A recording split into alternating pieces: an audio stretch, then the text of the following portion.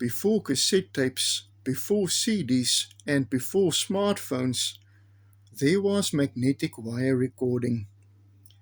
Today we are having a look at this Webster Chicago model number AT1, an American wire recorder built in the early 1950s or late 1940s.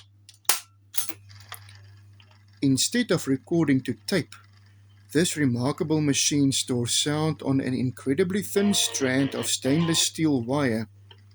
As the wire passes the recording head, tiny magnetic changes are made along its length, preserving voices, music, and interviews for years to come. This particular recorder is even more interesting because it still carries its own original South African distributor's label, showing that it was imported and sold locally over 70 years ago. That little badge tells the part of this machine's own journey through history. Wire recorders like this were once considered cutting-edge technology. They were used to record family memories, business meetings, lectures, and even important messages.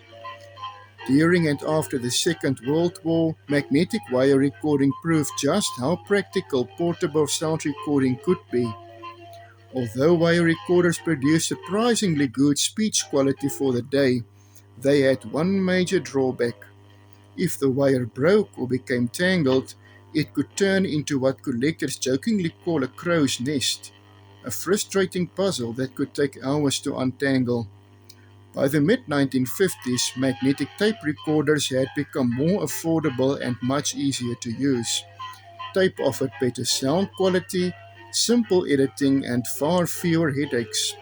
As a result, machines like this Webster Chicago quietly disappeared from homes and offices.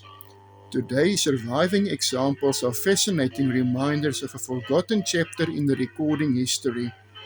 Every scratch, label, and spool of wire has a story to tell, connecting us to an era when recording your own voice was nothing short of amazing.